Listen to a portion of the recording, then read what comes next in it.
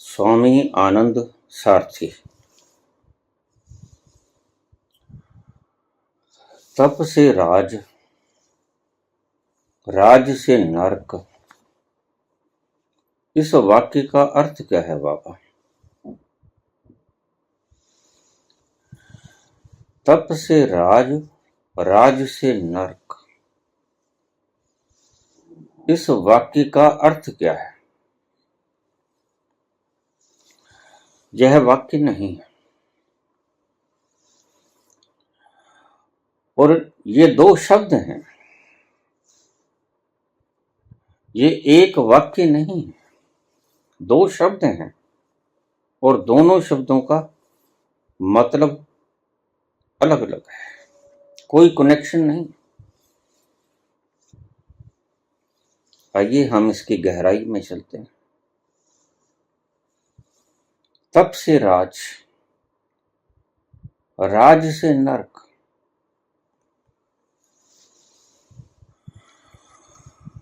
हमने शब्दों की परिभाषाएं बदल दी। हम शुरू करें राज से नरक। हम जिसे राज कहते हैं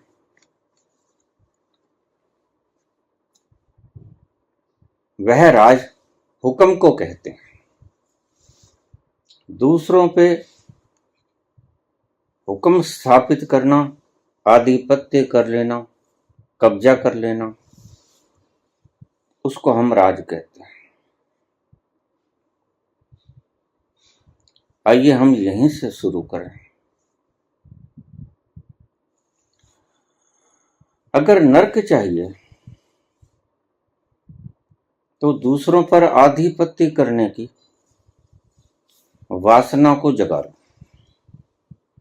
यह एक वासना है। अगर नरक चाहिए यानी अगर दुख चाहिए, नरक का अर्थ दुख, अगर दुख चाहिए तो दूसरों पर आधिपत्य करने की वासना को जगा लो।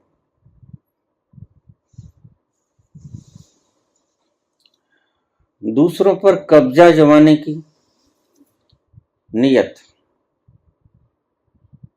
एक तो राज ही है कि हम दूसरों पर कब्जा कैसे जमा लें, इससे नरक प्राप्त होगा। यह शब्द अलग है और वह शब्द अलग है, दोनों के अलग अलग मतलब है। राज से नरक, अगर हम दूसरों पर हुकूमत करेंगे तो यह पाप होगा। बड़े मजे की बात, दूसरों पर आधिपत्य पशुओं पर तो हो सकता है, मनुष्यों पर नहीं हो सकता। मनुष्य को तो परमात्मा ने भी स्वतंत्र छोड़ा है। मनुष्य जो चाहे वो कर सकता है, करता है। इसलिए भगवान महावीर ने कहा, अहिंसा का परम मार्ग है, जियो और जीने दो। जियो और जीने दो। जब तुम दूसरों पे आधिपत्य करते हो तो तुम अपनी मान्यताएं उसके ऊपर थोपने की चेष्टा करते हो, इसे तुम राज समझते हो। यह राज नहीं, यह तुम्हें नरक में लेकर जाएगा। इसलिए बड़े से बड़ा तानाशाह अपराधी बन जाता है और बड़े से बड़ा तानाशाह जितना दुखी होता है आप समझ नहीं सकते, उसका अंत से ही जानता है।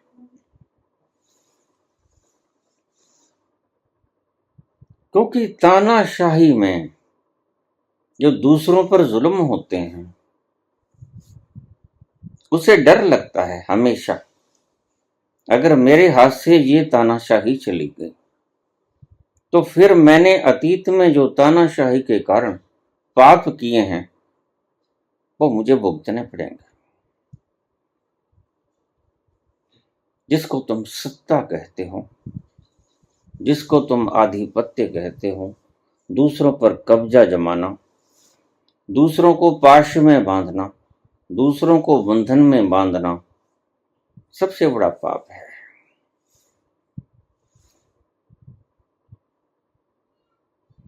मनुष्य को परमात्मा ने मुक्त होने के लिए पैदा किया।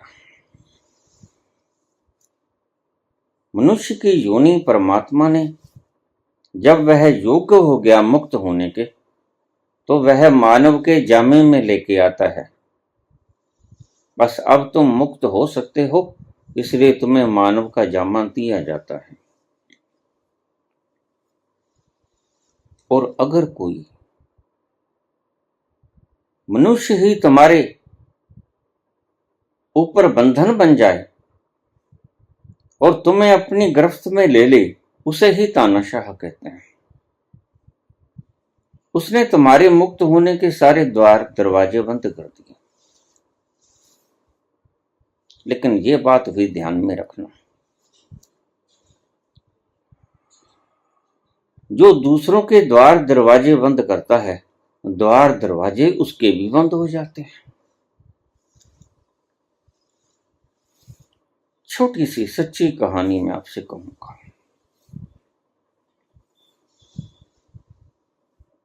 कबीर बैठे अपने शिष्यों से बातें कर रहे थे। इतने में एक व्यक्ति गाय को लिए जा रहा था और गाय की संगली चेन मालिक के हाथ में थी। वह चेन उसके गले में से डाली हुई थी और चेन का दूसरा हिस्सा उस मालिक के हाथ में था। दोनों संग संग जा रहे थे। मालिक थोड़ा आगे और गाय थोड़ी पीछे। गाय की संगली मालिक के हाथ में थी। कबीर ने जब यह दृश्य देखा तो कबीर बोले अपने शिष्यों से, शिष्यों, गाय बंधी या ये आदमी बंधा? गाय बंधी के मनुष्य बंधा? तो शिष्य तो बड़ा हैरान हुआ। शिष्य ने गौर से कबीर की तरफ देखा। आज कुछ भांग वगैरह तो नहीं खा लिया, सब ठीक ठाक तो है? गौर से देखा, लेकिन कबीर यथावत मुस्कुराते हुए बैठा। कबीर कहते, बताओ बच्चों, बंधा कौन?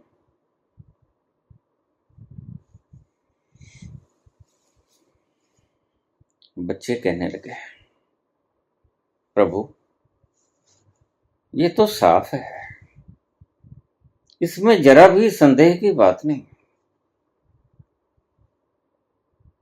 मालिक के हाथ में चेन है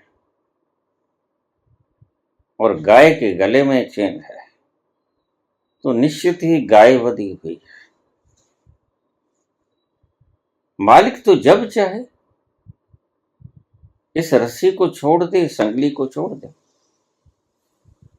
वह बंधा हुआ नहीं है।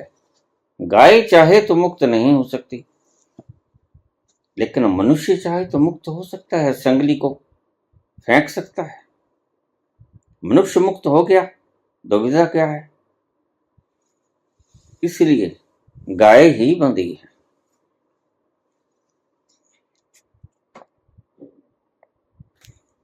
कबीर बोले, आओ शिष्यों चलें। उस मालिक के पास गए।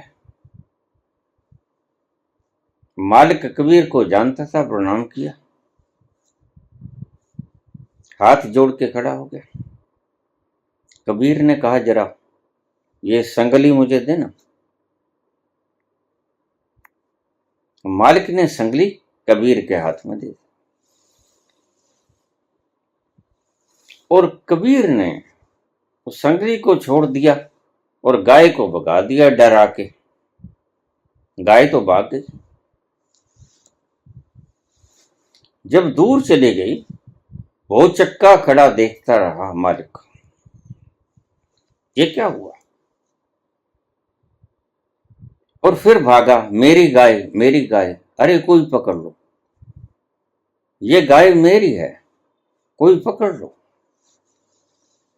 पीछे पीछे गाय भागे जा रही जोर जोर से, और भागती हुई गाय के पांव में संगली फंसती है तो वह और डर जाती है और तेज भागती है। संगली फंस जाती है तो और तेज भागती है, तेज ही तेज भागती चली जाती है। और पीछे पीछे मालिक चिल्लाता हुआ जाता है, मेरी गाय मेरी गाय, अरे इसे कोई पकड़ो।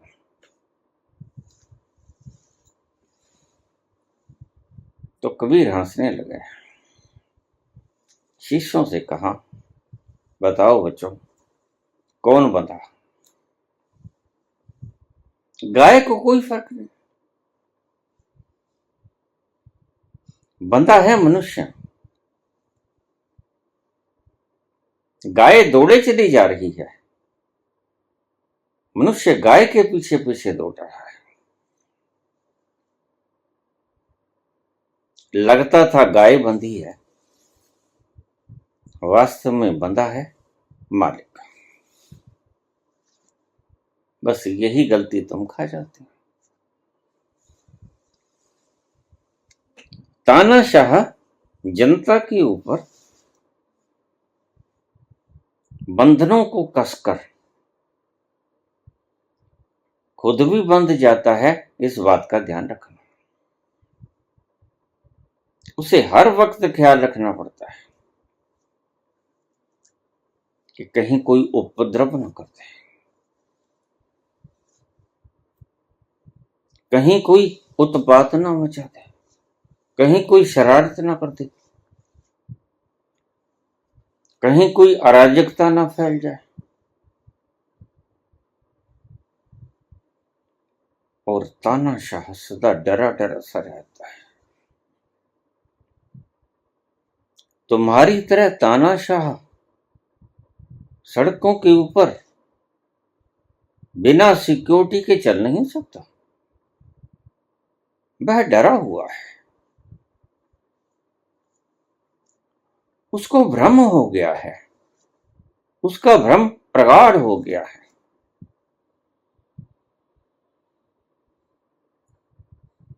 वह तुमसे ज्यादा बंधा हुआ है, वह अकेला चल नहीं सकता।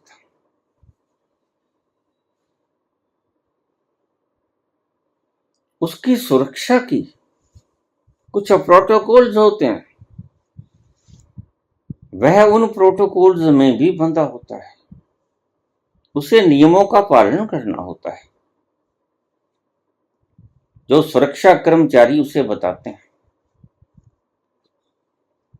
वह डरा हुआ है, वह बंधा हुआ है, लेकिन तुम समझते हो कि आहा मौज ही इसकी। नहीं, मौज नहीं है इसकी, यह डरा हुआ है, मृत्यु के भय से मारा मारा फिरता है, इसलिए इतनी सुरक्षा लिए फिरता है, कहीं मुझे कोई मार ना दे।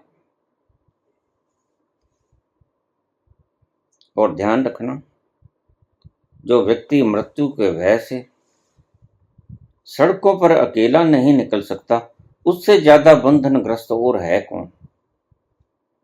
वह तो इतना भी उन्मुक्त नहीं कि जहां चाहे अकेला जा सके। तुम तो सारा दिन, सारे जीवन भर अकेले भी फिर सकते हो। तुम अकेले भी फिर सकते हो, जहां चाहे जा सकते हो, जब चाहे जा सकते हो, जब चाहे वापस आ सकते हो। लेकिन तानाशाह जब चाहे नहीं जा सकता, जहां चाहे नहीं जा सकता, अकेला। उसे सुरक्षा की आवश्यकता पड़ेगी। बंधा कौन?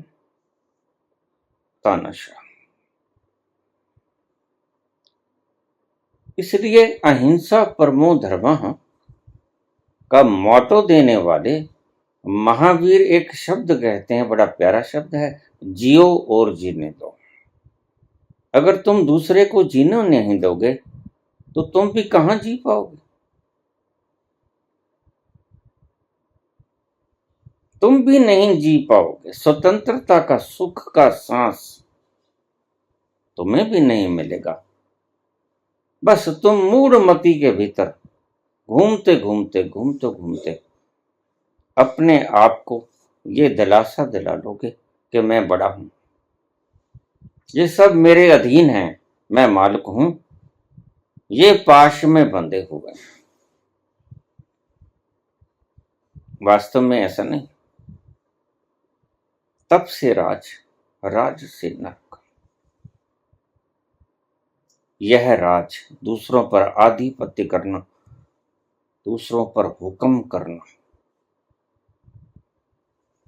तुम्हें नरक में ले जाता है। राज से नरक। और बाबा ने कहा बड़ा सुंदर शब्द, हाकम बनो मत, हुक्म करो मत, बल्कि हुक्म मानो। हुक्म अंदर सबको, बाहर हुक्म न कोई। नानक हुक्म जे बुझे, तो होमे कहे न कोई। होमे सबसे बड़ा दुख है। होमे से बड़ा नरक कोई है नहीं। ये भ्रम के मैं हूं, ये भ्रम के मैं कौन हूं ये तो पता नहीं, लेकिन ये भ्रम के मैं हूं यह तुम्हें नरक में ले जाता है। जब तक तुम सत्य को अपनी खुली आंखों से नहीं देखोगे, तब तक तुम चाहे राज करो, हुकूमत करो, हुक्म करो, तुम नरक में रहोगे, तुम दुख में रहोगे। इसलिए जनक दुखी है, वो हाकिम है। उसकी हुकूमत में हुक्म को मानने वाले बहुत हैं, उसके ऊपर हुक्म करने वाला कोई नहीं।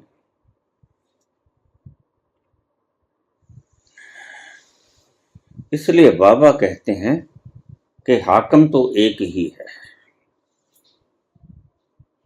तुम उसके बराबर करने की चेष्टा मत करो, तुम उसके खसम बनने की चेष्टा मत करो। वह सबका खसम है।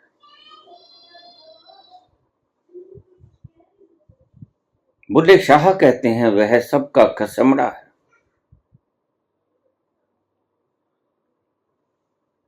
लेकिन तुम खसम बनना चाहते हो, उस खसम की जो सच में है सबका मालिक हाकिम, उसके हुक्म को तुम मानना नहीं चाहते, तुम हुक्म देना चाहते हो। बस यही गलती खा जाता है मानव। फिर वो चिल्लाता है कि मैं दुखी हूं, वो चिल्लाता है कि मुझे कोई इस दुख से बाहर निकाले। वो भूल जाता है कि ये दुख के बीज, ये कांटे मैंने ही बोए हैं। कैसे बोए गए ये कांटे? हाकिम बनकर।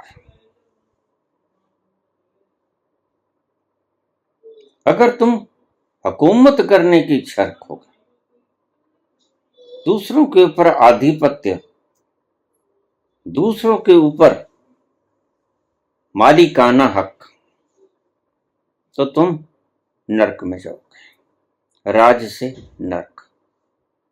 दुखी होगे। पल पल तुम्हें अपने आप को बचाना होगा। और अपने आप को बचाना होगा। यह सबसे बड़ा दुख है। समाधि उस अवस्था में मिलती है जिस अवस्था में तुम अपना आपा भूल जाते हो, ईगोलेसनेस। मैं भाव का समाप्त हो जाना, बाष्पीभूत हो जाना, मैं का वाष्प बनकर उठ जाना, देह भान समाप्त हो जाना, उस अवस्था में मिलती है समाधि। लेकिन अगर तुम दूसरों पर राज करने की चेष्टा करोगे, आधिपत्य करने की चेष्टा करोगे, दूसरों पर मालिकाना हक जताओगे, तो याद रखना तुम भी बंध जाओगे, दूसरे भी बंध जाएंगे, तुम भी बंध जाओगे। राज से नरक, जिसको तुम राज कहते हो, वह इन शब्दों में उसका मतलब नहीं। यह राज का मतलब है दूसरों पर मालिकाना हक जताना। एक राज का मतलब और भी होता है। राज करने का मतलब होता है खुशी। सच में वही राज है। अगर तुमने जीवन में खुशी को नहीं पाया, तो फिर हमने राज कहां किया? फिर तो हम गुलाम हैं, जाने अनजाने हम गुलाम हैं। इसलिए कि शब्द पशु के लिए हमने प्रयोग किया, जो पाश में बंधा हुआ है, जो बंधन में बंधा हुआ है, वह नरक में है, वह दुखी है। पशु बंधा हुआ है और मनुष्य चाहे तो मुक्त हो सकता है, पशु चाहे तो मुक्त नहीं हो सकता। क्योंकि पशु की चेतना उस सतर तक उठी नहीं जिस सतर पर जाकर वह मुक्ति की बात सोच सके, जहां उसको अपना बंधन नजर आ जाए। और जब तक तुम्हें अपना बंधन नजर नहीं आएगा कि मैं बंधन में हूं, तब तक तुम मुक्त होने की चेष्टा भी नहीं करोगे। तो ध्यान रखिएगा, जिसे हम अंधभक्त कहते हैं, वह इसी श्रेणी में आती हैं। उन बेचारों को पता नहीं होता कि हम बंधे हुए हैं, और जिसको ये पता नहीं होता कि हम बंधे हुए हैं, वह मुक्त होने की चेष्टा करेगा भी कैसे? इलाज कराने से पहले पता होना चाहिए कि रोग है, कहीं दर्द होना चाहिए, कहीं तकलीफ होना चाहिए। रात रात में जाग कर तुम कटोगे, बैठोगे, तड़पोगे, तो फिर तुम जाओगे वैद्य के पास, डॉक्टर के पास, कि कोई रोग है, इलाज कर दो। तुम्हें तुम्हारा बंधन जब तक नजर नहीं आता कि मैं बंधा हुआ हूं, तब तक तुम अंधभक्त हो। और जैसे ही तुम्हें यह पता चल गया कि मैं बंधा हुआ, बस फिर तुम मुक्ति का प्रयास शुरू कर दोगे। मुक्त होने के लिए सबसे पहले बंधन का अनुभव होना जरूरी है। इस शब्द को फिर समझना। आजादी का आनंद लेने के लिए मैं बंधा हुआ हूं, इस सत्य का ज्ञान होना सबसे पहला स्टेप है। लेकिन अगर तुम बंधे हुए हो और तुमने मान लिया है कि मैं तो आजाद हूं, फिर तुम कभी आजाद नहीं हो पाओगे। सारी दुनिया इसी भ्रम में फंसी हुई है। प्रत्येक व्यक्ति ये समझता है कि मैं आजाद हूं, उसे ये भान नहीं होता कि मैं आजाद नहीं हूं, मैं बंधा हुआ हूं, मैं गुलाम हूं, मैं पाश में हूं, मैं अभी पशुता के सतर से ऊपर उठा नहीं।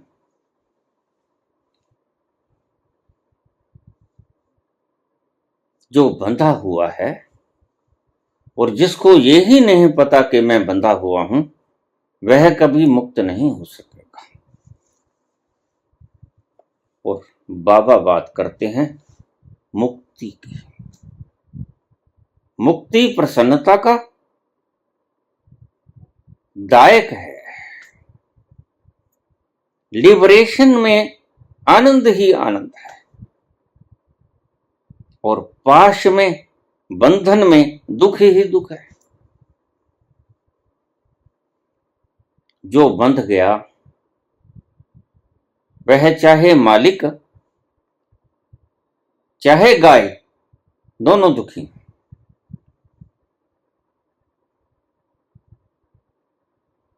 एक तो ये मतलब है।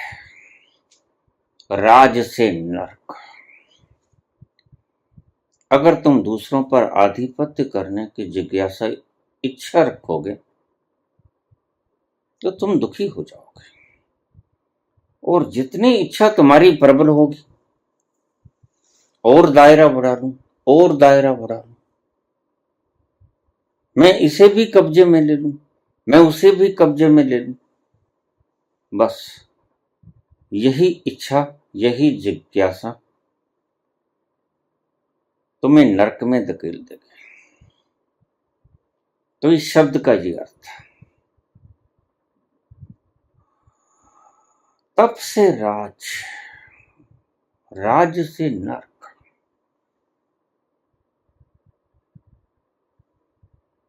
दूसरों पर आधिपत्य करना, अगर तुम इसको राज गिनते हो तो फिर तुम नरक में सड़ोगे। और बंधन से बड़ा नरक कोई होता है? नहीं होता। बंधन में होना ही नरक है।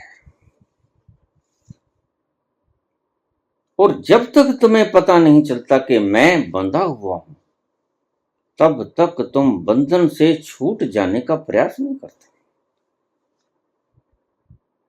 और अगर प्रयास ही नहीं करोगे, मुमुक्षा ही नहीं पालोगे, तो फिर तुम मुक्त हो भी ना सकोगे। मुक्त होने के लिए सबसे जरूरी है मैं बंधा हुआ हूं, इसे जानना। तुलसीदास के जीवन की बड़ी प्यारी घटना। रत्नावली के साथ उसकी शादी हुई।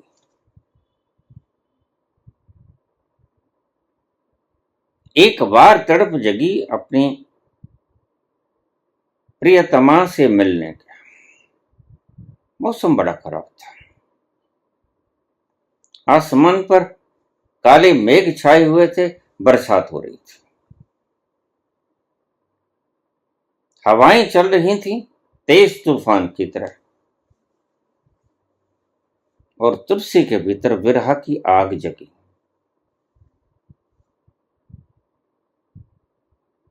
तुलसी के भीतर ये रत्नावली के प्रति प्रेम जगा। चल दिए ससुराल की ओर, रत्नावली के घर की तरफ। भीषण तूफान था। किसी तरह वो नदी पार की। नदी में मुर्दा बह रहा था, मुर्दे के ऊपर बैठ गया। नदिया को पार करके चल के पहुंचा उसके घर तक।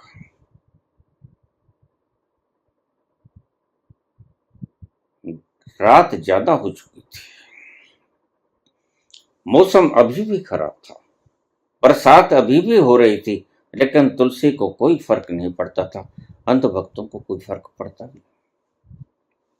बरसात हो, तूफान चले, आंधी आए, भीषण आग बरसे, अंध भक्तों को क्या फर्क पड़ता है? कोई फर्क नहीं पड़ता। फर्क पड़ता है उन्हें जिनकी आंखें खुली हुई हैं, उन्हें फर्क पड़ता है। जो देख सकते हैं अपने बंधनों को, उन्हें फर्क पड़ता है। वह पूरी कोशिश करेंगे कि कहीं हमें कोई बांध ना ले। और बड़े से बड़ा गहना है आजादी, बड़े से बड़ा गहना है स्वतंत्रता। तुम्हें कोई खाने को रोटी देता है, उससे तुम्हारे शरीर की भूख मिटेगी। लेकिन तुम्हें गुलाम बना ले तो बस तुम गए काम से,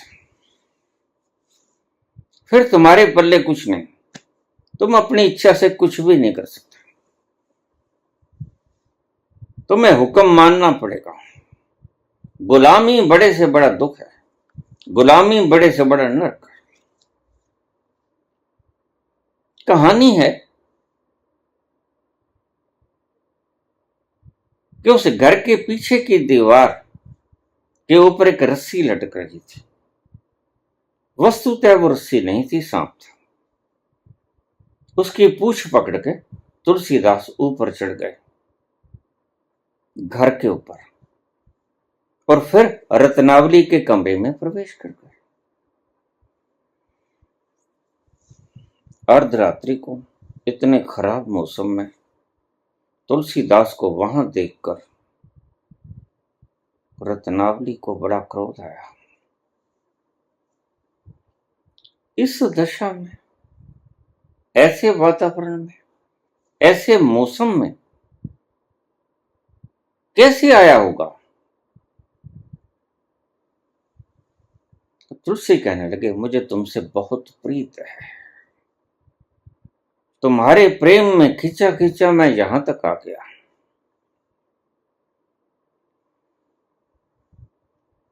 रत्नावली ने 4 शब्द कहे और उन शब्दों ने, तुलसीदास का नाम था राम बोला, राम बोला को तुलसीदास बना दिया।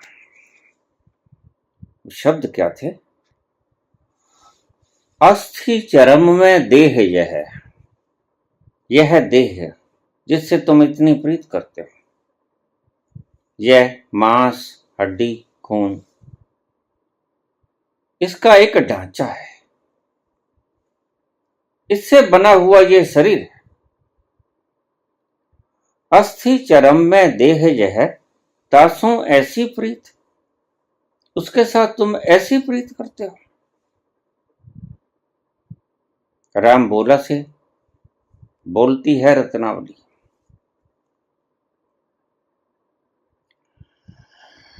नेक जो होती राम से तो काहे भव भीत।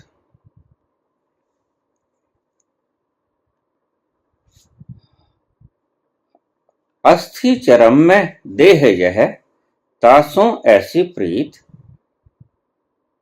नेक जो होती राम से तो काहे भव भीत।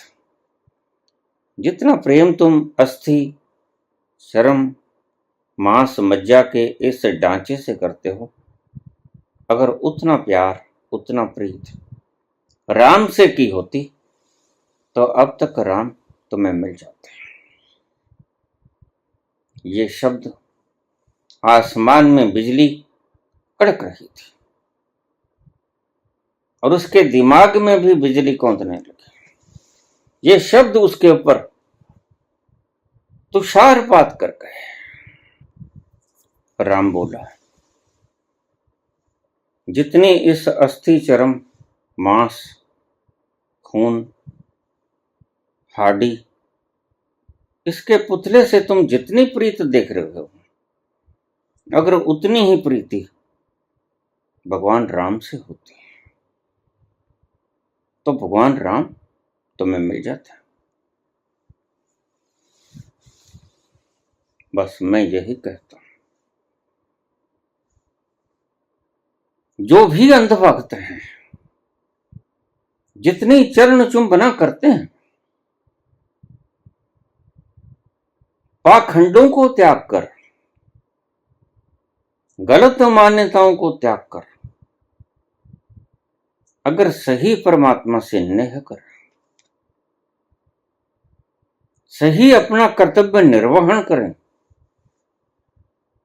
तो वो बंधन मुक्त हो जाएंगे और तुलसी चल पड़े। बदल गए तुलसी, ट्रांसफॉर्मेशन हो गया। ये शब्द उन पर वज्रपात के समान सिद्ध हुए।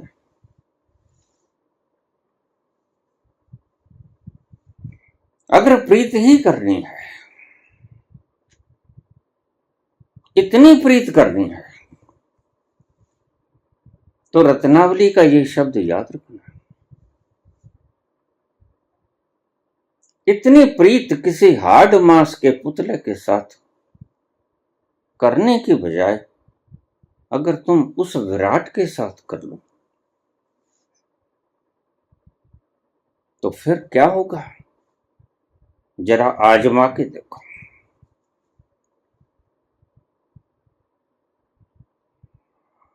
हिरण्यकश्यप भी कहते हैं कि मेरी पूजा करो, लेकिन हिरण्यकश्यप भी मारा जाता है परमात्मा के हाथों।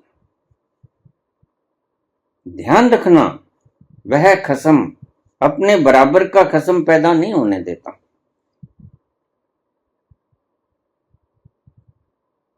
ये तुम भूल जाते हो, वह हाकम है और वह अपने बराबर का हाकम पैदा नहीं होने देगा। तुम्हें हुक्म मानना ही पड़ेगा। हाकम हाकम ही रहेगा, मालिक मालिक ही रहेगा।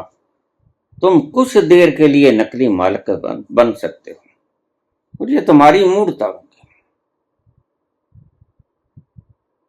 मेरे पास इतनी जमीन, इतनी जायदाद, इतनी उपाधियां, इतना ज्ञान, इतनी ऊंची पदवियां, गद्दियां, इतना मान सम्मान, इतना द्रव्य, इतने लोग, मेरे फॉलोवर्स, ये भ्रांतियां हैं। जब तक ये हार्ड मास चलता है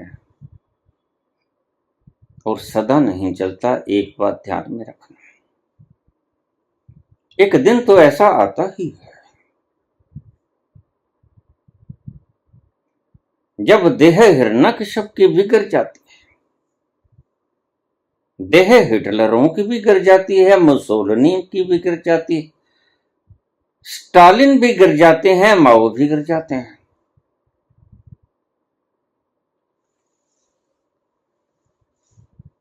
तो ये शब्द कहते हैं कि राज से नरक पैदा होता है। यह उस राज की बात है जो तुम्हें सिखाती है दूसरों पर आधिपत्य करना, दूसरों पर हुक्म करना, दूसरों को अपने अधीन रखना, दूसरों को अपने कब्जे में रखना। एक तो इस प्रकार का राज होता है, वह तो तुम्हें नरक में ले जाएगा। नरक से फिर तुम्हें दुख पैदा होगा। तप से राज, अब इस शब्द पे आए। अगर हुकूमत करने की इच्छा रखोगे तो फिर तो नरक पैदा होगा, फिर तो दुख पैदा होगा।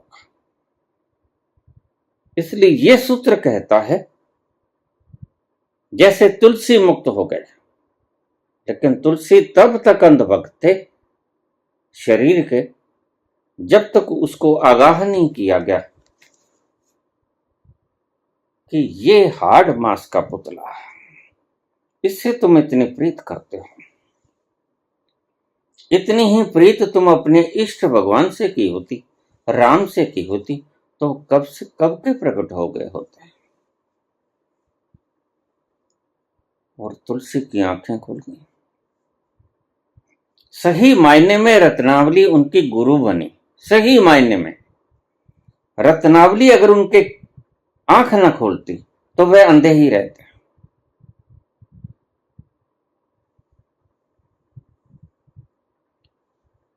राज से नरक। एक राज होता है हुक्म करना, लेकिन बाबा इससे बिल्कुल उल्टी बात कहते हैं। बाबा कहते हैं हुक्म करो मत,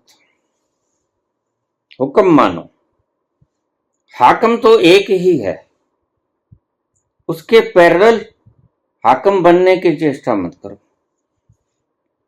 कच्चा खाओगे, नरक भोगोगे। हाकिम एक है और उसकी हुकूमत में रहो, उसके हुक्म के भीतर चलते रहो। हुक्म है अंदर सबको। ये सृष्टि देखो, उसकी विराट सृष्टि उसके हुक्म में चल रही। और तुम समझते हो कि शायद, मुर्गा समझता है कि शायद अगर मैं बांग न दूंगा तो सूरज नहीं उगेगा। मुर्गा गलती में। मुर्गे को पता नहीं कि अगर मुर्गा बांग नहीं देगा सूरज फिर भी उगेगा। सूरज तुम्हारी बांग का मोहताज नहीं। तो बाबा तुम्हें एक बात सिखाते हैं कि हाकिम मत बनो। अगर हाकिम बनने की चेष्टा करोगे तो क्या भोगोगे? नरक। राज से नरक। एक राज तो है हुकूमत करने की इच्छा, अब दूसरा राज गिना देते हैं। तब से राज। यह राज हुकूमत का राज नहीं। ऐसा नहीं है।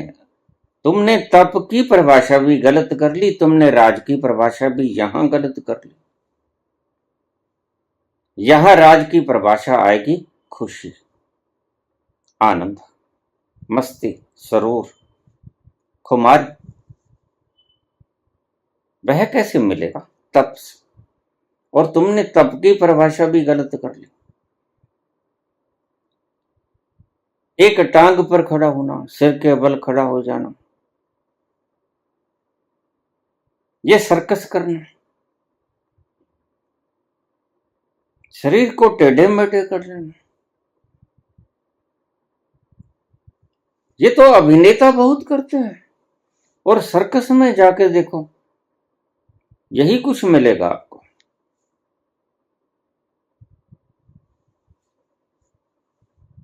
ये सर्कस है, ये अभिनय है।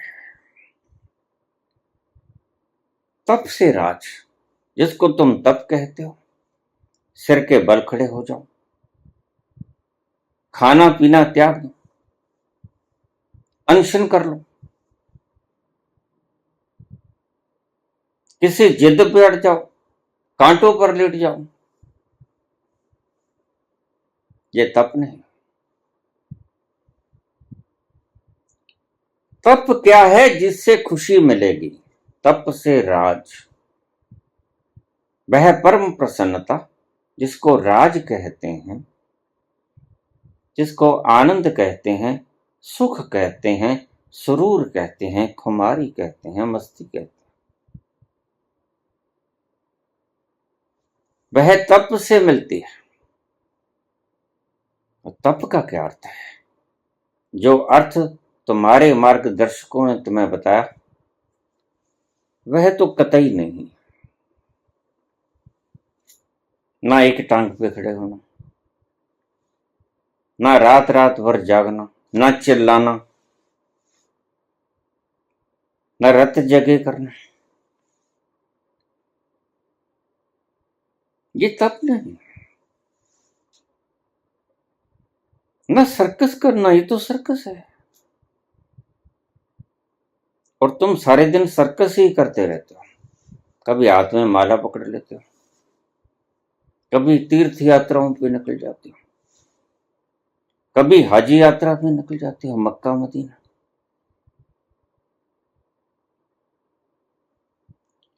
कभी ईंटों पत्थरों से बने मंदिरों मस्जिदों की सैर करने निकल जाते हो।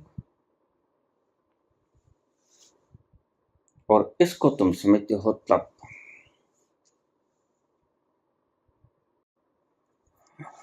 नहीं, तप का ये अर्थ नहीं था जो ऋषियों ने हमें दिया।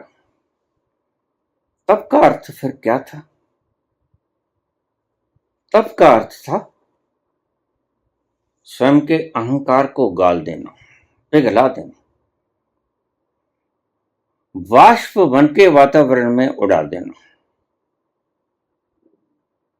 तुम्हारा अहंकार कैसे टूटे।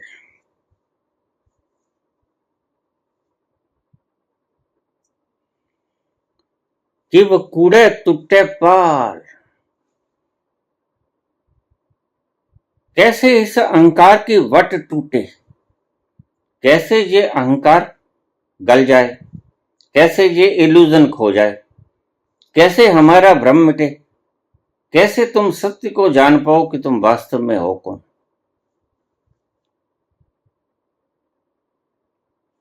देखिए, दो तरह के होते हैं बोलने वाले। महावाक्य, मैं हूं तो मुमकिन है। दो तलों से यह बात कही जा सकती है। एक उत्कृष्ट तल होता है, एक निकृष्ट तल होता है। ध्यान रखना, मैं हूं तो मुमकिन है, ये शब्द कहने वाला या तो भगवान कृष्ण है। वो ही कहते हैं, अहम त्वाम सर्व पापेभ्यो मोक्षयिष्यामि मा शुचः अनन्याश्चिन्तयन्तो माम ये जनः पर्युपासते तेषां नित्याभुक्तानां योगक्षेमं वहाम्यहम्। मैं हूं तो मुमकिन है, मेरी शरण में आ जाओ। यह महावाक्य है। या तो कृष्ण है वो व्यक्ति, या हिरण्यकश्यप है।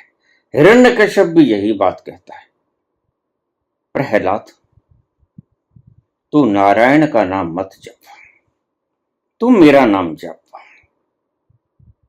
मैं ही भगवान, मैं ही परमात्मा। अब ये दोनों वाक्य यकसां हैं। कृष्ण भी वही भाषा बोलते हैं, वही शब्द बोलते हैं, और हिरण्यकश्यप भी वही शब्द बोलते हैं। जरा भी तो भेद नहीं। लेकिन ध्यान रखना, एक भेद है।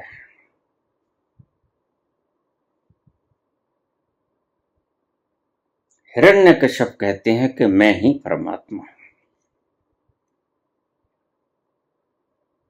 और कृष्ण कहते हैं कि मैं परमात्मा हूं और तुम भी परमात्मा हो। बस यही फर्क पड़ जाता है। मैं हूं तो मुमकिन है, कृष्ण कहते हैं मैं हूं तो मुमकिन है। उस तल के ऊपर जाकर कृष्ण बोलते हैं। लेकिन कृष्ण तुम्हें भी कहते हैं, जब तुम उस तल पे पहुंच जाओगे तो तुम भी यही महावाक्य का उद्घोष करोगे, अहम ब्रह्मस्मि। कृष्ण तुम्हें नहीं कहते कि तुम परमात्मा नहीं हो। कृष्ण कहते हैं मैं परमात्मा हूं। लेकिन जब तुम स्थिति प्रज्ञ हो जाओगे, तुम भी परमात्मा हो जाओगे। हम उस तल पर यकसां हैं। बस उस तल पर जिस दिन तुम उतर गए, जिस पल तुम उतर गए, तुम भी परमात्मा हो गए। यह महावाक्य का उद्घोष बिल्कुल ठीक है। लेकिन जो महावाक्य का उद्घोष करते हैं हिरण्यकश्यप, वह गलत है। क्यों? क्योंकि हिरण्यकश्यप आपको यह मौका नहीं देते। वो कहते कि तुम परमात्मा नहीं हो सकते। हिरण्यकश्यप कभी अपने मुकाबले में दूसरा हिरण्यकश्यप पैदा नहीं होने देंगे। बस उसके कद से छोटा ही रहे, उसके कद से बढ़े ना, उसके बराबर भी कोई ना आए।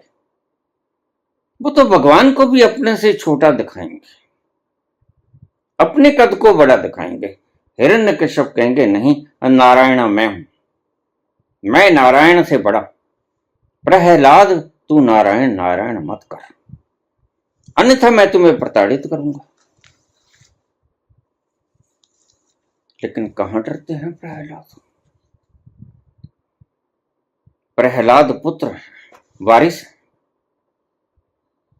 प्रहलाद कहते हैं नहीं पिताश्री, ये सत्य नहीं है।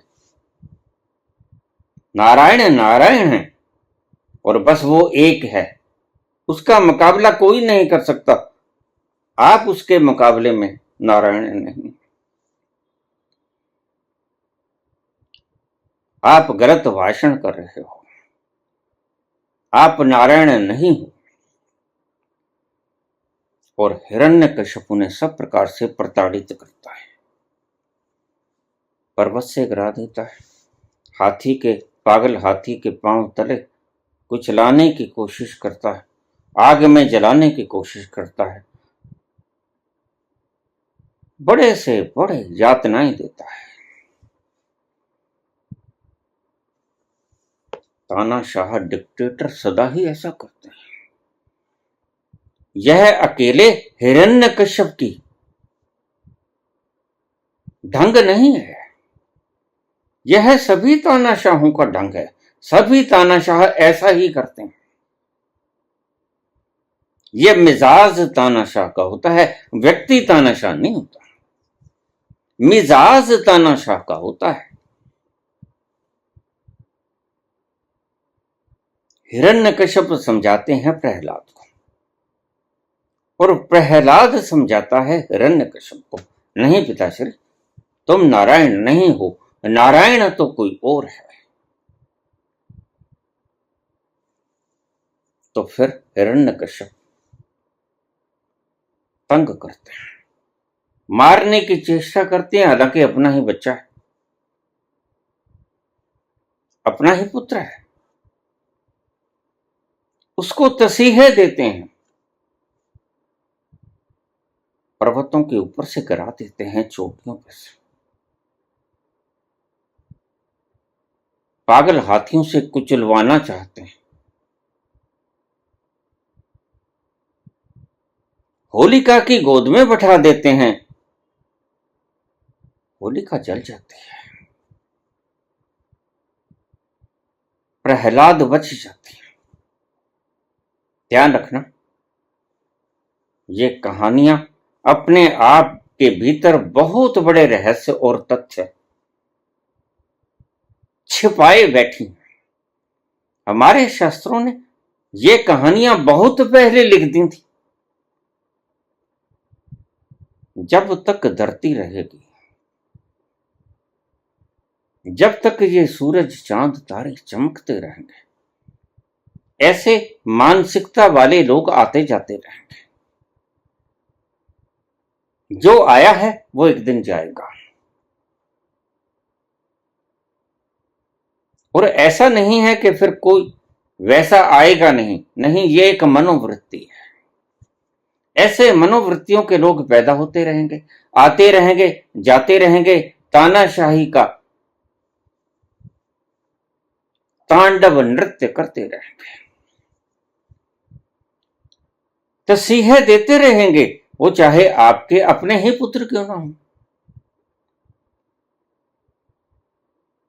लेकिन इस कहानी से जो सबक मिलता है वो हम कभी नहीं सीखे। हम सिर्फ गुलाल खेल लेते हैं, होलिका जल गई, बस गुलाल खेलो। हमने इस कहानी के भीतर कभी प्रवेश नहीं किया, हमने इसकी आत्मा को छूने की कभी चेष्टा नहीं की। ये कहानी कहती क्या है, इसके भीतर का तथ्य क्या कहता है, इसके भीतर का अंतरंग रहस्य क्या है। रहस्य यही है, ऐसे लोग आते रहेंगे, जाते रहेंगे। जो आपके दिमागों में गलत भूसा भरते रहेंगे, मैं ही हूं परमात्मा, मेरा ही नाम जपो, मेरा ही स्मरण करो,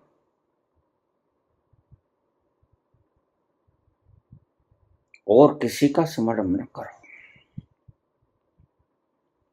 लेकिन ध्यान रखना, कृष्ण जिस तल पे बात कहते हैं वो तुम्हें भी छूट देते हैं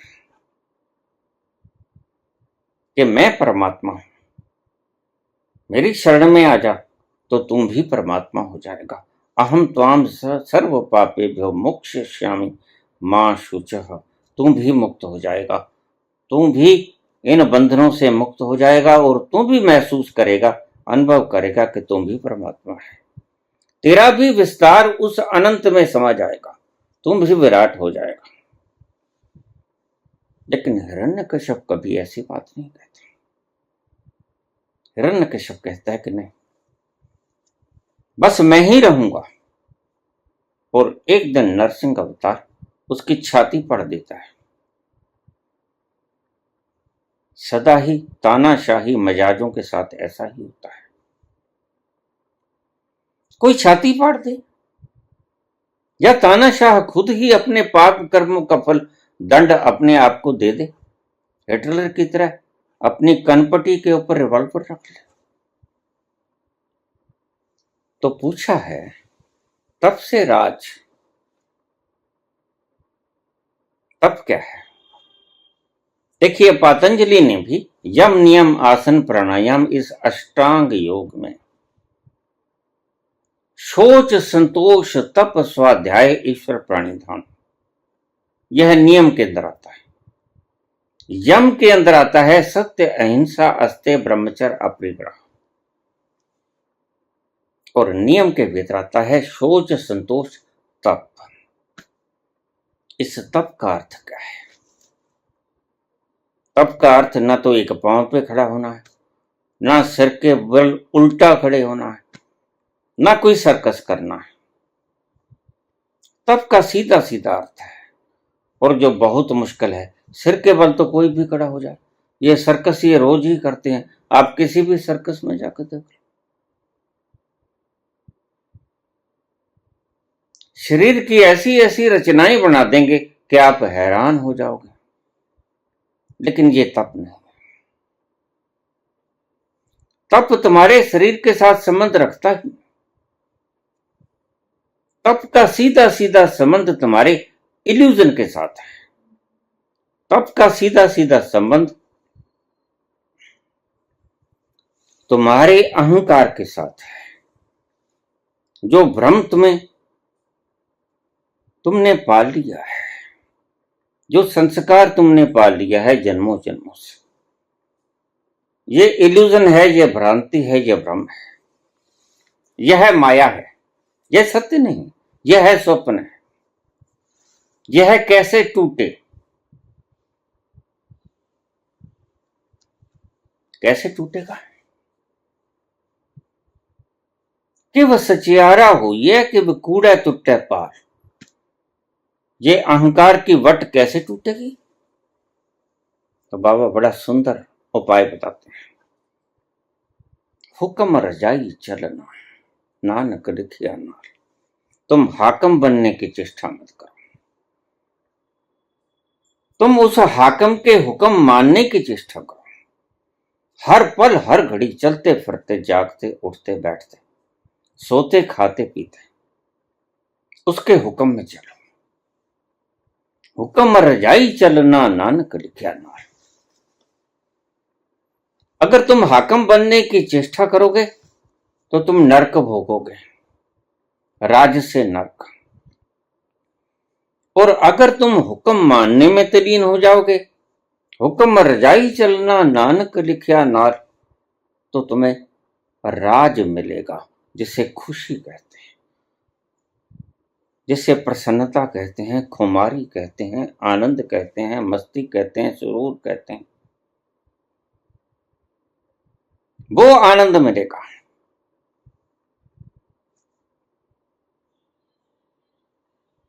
उसके हुक्म में रहो। वह हाकम एक है, यही बाबा कहते हैं एक ओंकार। वह दो नहीं है, उसने अपने बराबर का पैदा नहीं किया। वह एक है और एक ही रहेगा। आद सच जुगाद सच, है भी सच नानक होसी भी सच। एक ही था, एक ही है, एक ही रहेगा, दूसरा पैदा नहीं होगा। दूसरा जो पैदा होगा वो एक दिन धरती की खाक छानेगा, वो एक दिन बिखर जाएगा, धरती में फना हो जाएगा। उसके हुक्म में चलना सीखो। राज करने की इच्छा तुम्हें नरक में ले जाएगी। हुक्म करने की इच्छा तुम्हें नरक में ले जाएगी, दुख देगी। और हुक्म मानने की इच्छा तुम्हें राज करवा देगी। अभी शब्द को फिर से ठीक से समझ लो, यह मोरल है। हाकम बनने की इच्छा, हुक्म करने की इच्छा तुम्हें नरक का दर्शन करवा देगी, दुखी कर देगी। और हुक्म मानने की इच्छा, उसके हुक्म में चलने की इच्छा तुम्हें राज दिलवा देगी, तुम्हें उस प्रसन्नता तक ले जाएगी, तुम्हें उस आनंद के सागर तक ले जाएगी जिसकी कामना योगी, ऋषि, मुनि, संत सदा ही करते हैं। सारी सृष्टि जिसकी इच्छा करती है, मिलेगा कैसे? हुक्म मानने से। राज करने की इच्छा को जो पालेगा वह नरक भोगेगा। हुक्म को मानने की इच्छा जो करेगा और उसके हुक्म को मानेगा वह राज करेगा। इसका मतलब ये था। तुमने इसके अर्थ के अनर्थ कर दिए, इसलिए आज इस शब्द के बहुत अर्थ आपको मिल जाएंगे। यह वाक्य तुम्हें सुनने में आम मिलेगा, इसके अर्थ ठीक से हो नहीं पाए। इसका अर्थ ये था। इसलिए हाकिम बनने की चेष्टा मत करो। हाकिम तो एक ही है। उसके हुक्म को मानने की कवायद करो। कैसे उसके हुक्म को माना जाए, कैसे उसके हुक्म में चला जाए, कैसे उस विराट के साथ बहा जाए, उसकी अविरल धारा के बीच में अपने आप को छोड़ दो, उसकी नाव पे सवार हो जाओ। राज करने की इच्छा मत करो, हुक्म मानने की इच्छा करो, तो तुम राज करोगे। बड़े उल्टे शब्द हैं। राज करने की इच्छा करोगे नरक पाओगे, हुक्म मानने की इच्छा करोगे तो राज करोगे। कितने उलट शब्द हैं, कितने प्यारे शब्द हैं। और अमृत छिपा था इस वाक्य के भीतर।